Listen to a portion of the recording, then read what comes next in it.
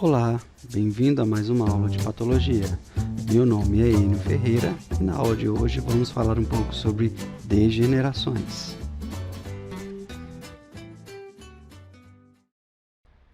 Nessa aula, nós vamos dar ênfase às degenerações lipídicas. As degenerações são alterações morfofisiológicas celulares reversíveis que estão associadas ao acúmulo ou depósitos intracelulares, seja ele de lipídios, água, eletrólitos, proteínas ou carboidratos. Esses acúmulos, eles são considerados lesões primordiais ou as lesões iniciais que podem acontecer frente a algum estresse que essa célula possa sofrer. Normalmente, ela compromete o metabolismo celular e esse comprometimento se reflete principalmente no acúmulo das substâncias que estão presentes naquela célula. Em algumas situações, essas células também podem captar algumas substâncias e essas substâncias começarem a se acumular em seu interior devido à dificuldade de metabolização dessas substâncias. Dentre os inúmeros acúmulos, um exemplo muito comum é o que acontece pelo acúmulo de lipídio, conhecido como esteatose, um acúmulo de gorduras neutras, glicerídeos, no citoplasma da célula. Esse tipo de alteração pode ser encontrada no fígado, rins e miocárdio, mais raramente. São alterações relacionadas à síntese ou metabolismo ou secreção de lipídios, de glicerídeos principalmente. Isso vai ser observado em situações distintas, como intoxicações celulares, dietas descontroladas, distúrbios genéticos ou alterações no metabolismo direto desses lipídios no interior, principalmente dos hepatócitos. Por isso a gente conhece essa patologia principalmente como esteatose hepática. A compreensão da patogênese da esteatose hepática envolve também a compreensão de como funciona o metabolismo de lipídio no interior do hepatócito. Normalmente observamos a captura dos ácidos graxos da circulação, a metabolização para a produção de lipoproteínas no interior dos hepatócitos e a excreção dessas lipoproteínas, desses triglicerídeos para o espaço de Dício, o espaço entre hepatócito e outro. Durante esse processo, podemos observar que inúmeros fatores podem influenciar nesse metabolismo, desde dietas hiperlipídicas, alterações genéticas, comprometimentos nutricionais, principalmente envolvidos a distúrbios nutricionais proteicos, o alcoolismo, a hipóxia e até mesmo agentes tóxicos comprometendo o funcionamento desses hepatócitos. Dentre todas essas etiopatogêneses, com certeza o alcoolismo tem uma influência extremamente elevada. Aqui, além do fator epidemiológico envolvido, a alta frequência de ingestão alcoólica, a gente pode observar também que o álcool compromete o funcionamento dos hepatócitos, comprometendo o metabolismo do lipídio.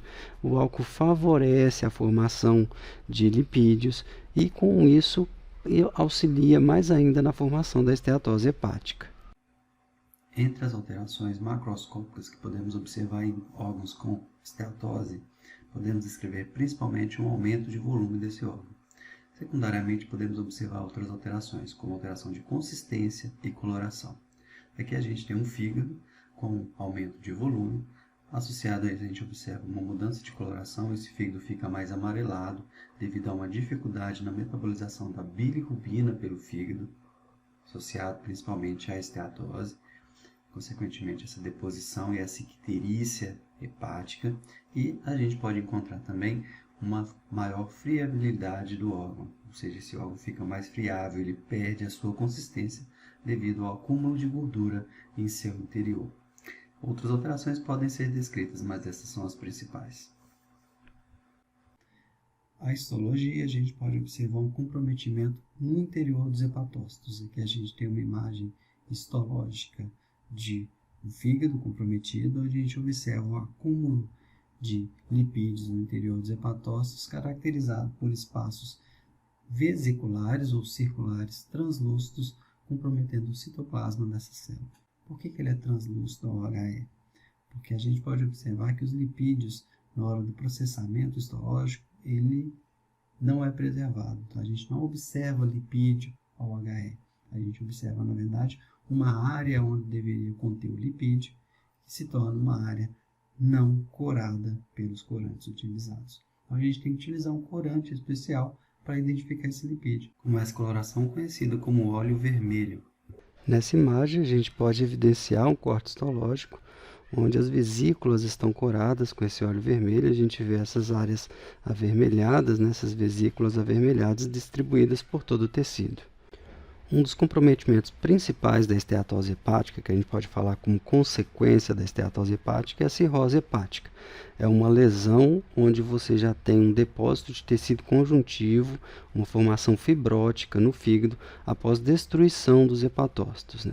Ela vem normalmente associada a um etilismo crônico também, mas é secundária ao surgimento da esteatose hepática.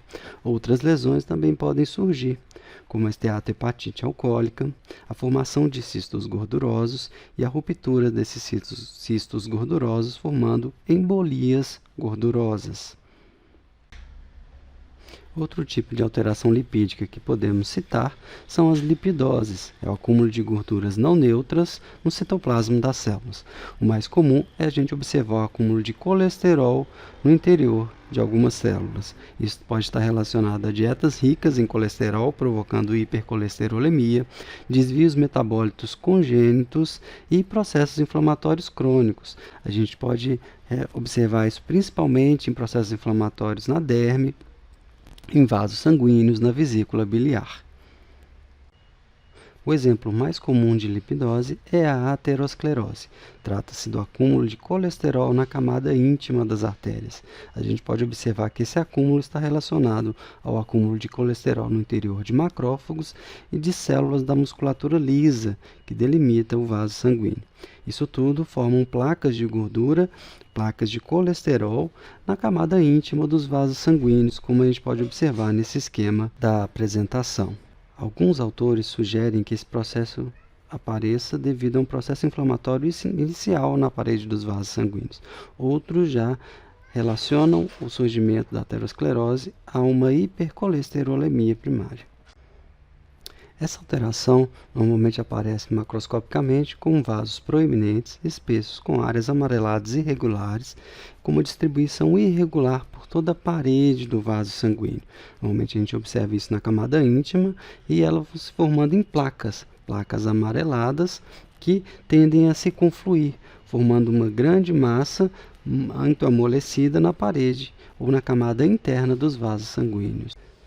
Podemos observar aqui que elas surgem como pequenas alterações e essas alterações vão se confluindo, formando uma massa maior, ou placas maiores, que vão comprometendo a camada íntima dos vasos. Esse comprometimento da camada íntima dos vasos pode progredir para uma lesão mais severa dessa parede dos vasos sanguíneos, e essa lesão mais severa da parede dos vasos sanguíneos pode progredir para um estímulo coagulativo naquele local, favorecendo a formação de uma massa trombótica naquela região.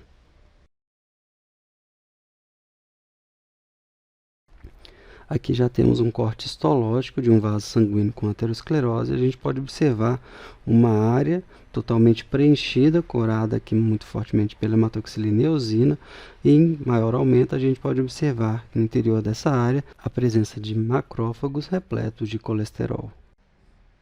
Dentre as complicações da aterosclerose, nós podemos citar a formação de trombos naquela área devido à lesão da parede vascular, a formação de embolias devido a rupturas da placa de aterosclerose, e, em algumas situações mais raras, um processo fibrótico surgindo na parede do vaso sanguíneo ou até mesmo calcificação daquela parede do vaso. A gente finaliza aqui o primeiro momento de aula sobre degenerações e eu sugiro a leitura da bibliografia citada. Obrigado pela atenção de todos e todas.